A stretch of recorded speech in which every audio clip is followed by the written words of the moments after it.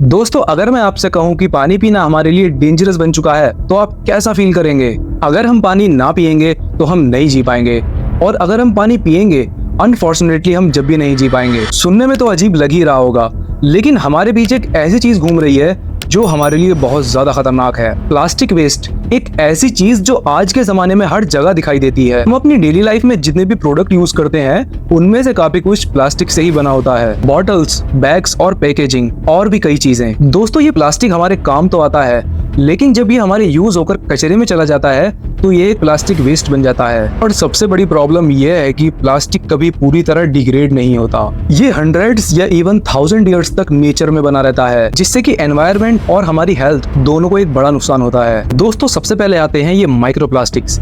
ये प्लास्टिक के छोटे छोटे पार्टिकल्स होते हैं जो 5 मिलीमीटर से भी छोटे होते हैं, और ये आज हमारे पानी के सोर्सेज में भी मिल रहे हैं। रिसर्च कहती है कि हम जो टैप वाटर या फिर बॉटल्ड वाटर यूज करते हैं उसमें भी ये माइक्रोप्लास्टिक्स होते हैं। इंडिया में कई स्टडीज में पाया गया है कि 80% से ज्यादा पानी के सैंपल्स में माइक्रोप्लास्टिक्स प्रेजेंट होते हैं। और दोस्तों, ये माइक्रोप्लास्टिक्स इतने छोटे होते हैं कि हम अपनी आंखों से इनको देख भी नहीं सकते, लेकिन जब हम पानी पी रहे होते हैं तो ये हमारी बॉडी में छुपकर एंटर कर रहे होते हैं। ये प्लास्टिक पार्टिकल्स हमारी हेल्थ के लिए कितने डेंजरस हो सकते हैं, इस पर अब साइंटिस्ट चिंता जता रहे हैं। ये पार्टिकल्स हमारे डाइजेस्टिव सिस्टम में जाकर इन्फ्लेमेशन, डाइजेस्टिव इश्यूज और लॉन्ग टर्म प्रॉब्लम्स जैसे कि कैंसर तक का रिस्क बढ़ा सकते हैं। इसलिए माइक्रोप्लास्टिक्स का पानी में होना एक अलार्मिंग सिचुएशन है। और दोस्तों, अगर हम बात करें प्लास्टिक पॉल्यूशन की, प्लास्टिक पॉल्यूशन का सबसे ज्यादा असर हमारे समुद्री जीवन पर पड़ रहा है। मरीन लाइफ जैसे कछुए, मछलियां और बाकी समुद्री जीव आज समुद्र में प्लास्टिक के बीच जीने को मजबूर है। ये प्लास्टिक सिर्फ ओशियंस में सरफेस पर नहीं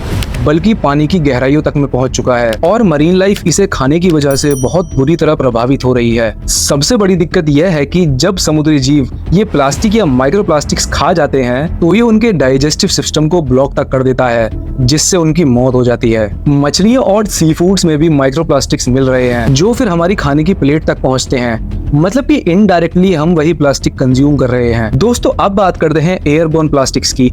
ये वो प्लास्टिक पार्टिकल्स होते हैं जो बहुत छोटे होते हैं और हमारी हवा में मौजूद होते हैं। जब प्लास्टिक वेस्ट ब्रेक डाउन होता है तो ये माइक्रोस्कोपिक प्लास्टिक पार्टिकल्स हवा में मिक्स हो जाते हैं। दोस्तों, ये प्लास्टिक पार्टिकल्स इतने छोटे होते हैं कि हम इन्हें देख भी नहीं सकते, लेकिन जब हम सांस लेते हैं तो ये हमारे सांस लेने के जरिए हमारे लंग्स तक पहुंच जाते हैं। इंडिया के बड़े बड़े शहरों जैसे दिल्ली, मुंबई और कोलकाता में हवा में माइक्रोप्लास्टिक्स पाए गए हैं। ये माइक्रोप्लास्टिक्स सिर्फ आउटडोर हवा में नहीं बल्कि हमारे घरों में भी प्रेजेंट होते हैं। दोस्तों, एयरबोर्न प्लास्टिक रेस्पिरेटरी प्रॉब्लम्स जैसे अस्थमा, एलर्जीज और इवन क्रोनिक लंग्स डिजीज का रिस्क बढ़ा रहे हैं। ये प्लास्टिक पार्टिकल्स लंग्स के टिश्यू को डैमेज कर देते हैं, जिससे लॉन्ग टर्म में ब्रीदिंग प्रॉब्लम्स और लंग कैंसर का भी खतरा हो सकता है। दोस्तों, ये सभी प्रॉब्लम्स इंडिया में वेस्ट मैनेजमेंट क्राइसिस के चलते हो रही है। वेस्ट मैनेजमेंट क्राइसिस एक ऐसी समस्या है जो आज इंडिया के हर शहर में देखने को मिल रही है। दोस्तों, हर साल इंडिया करीब 9.46 million tonne plastic waste generate करता है, लेकिन इसमें से सिर्फ 60% ही रिसाइकल हो पाता है। और दोस्तों, बाकी का 40% प्लास्टिक वेस्ट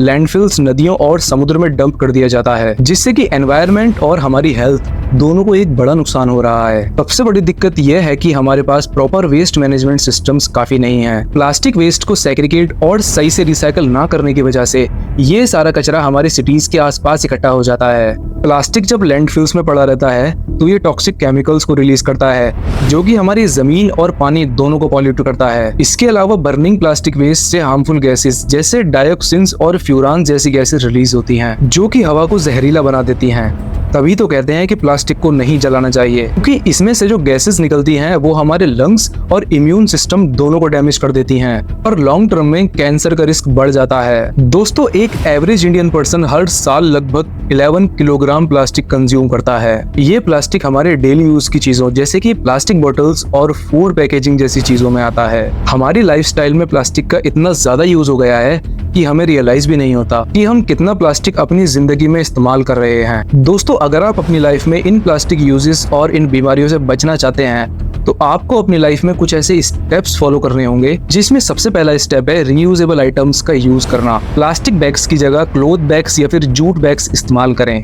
और दोस्तों, वाटर बॉटल्स और कॉफी कप्स के लिए स्टील या फिर ग्लास की चीजें यूज की जा सकती हैं। दूसरा स्टेप है सिंगल यूज प्लास्टिक को अवॉइड करना। सिंगल यूज प्लास्टिक्स जैसे कि प्लास्टिक कप्स और स्ट्रॉज। दोस्तों, आजकल मार्केट्स में बैम्बू या फिर मेटल से बनी इको फ्रेंडली चीजें मौजूद हैं, जो प्लास्टिक का बेस्ट ऑल्टरनेटिव्स हैं। और दोस्तों, तीसरा स्टेप आता है प्रॉपर प्लास्टिक वेस्ट सेग्रीगेशन। अपने घर में प्लास्टिक वेस्ट को दूसरे वेस्ट से अलग करें और इंश्योर करें कि आपका प्लास्टिक वेस्ट सही तरीके से रिसाइकल हो। अब दोस्तों, चौथा स्टेप आता है बाय इन बल्क। दोस्तों, बल्क में सामान खरीदने से प्लास्टिक वेस्ट कम हो जाता है। प्लास्टिक पैकेट्स में छोटे छोटे पोर्शंस को खरीदने के बजाय एक ही बार में बड़ा पैकेट खरीद लिया जाए, इससे प्लास्टिक वेस्ट भी कम होगा। दोस्तों, पांचवा स्टेप है कि पब्लिक अवेयरनेस बढ़ाएं। सबसे जरूरी स्टेप है कि पब्लिक में प्लास्टिक वेस्ट के नुकसान को बताया जाए, प्लास्टिक पॉल्यूशन के खतरे और इसके अल्टरनेटिव्स के बारे में बात करें, ताकि ज्यादा से ज्यादा लोग इस प्लास्टिक कॉज को समझें और इसका कम से कम यूज हो।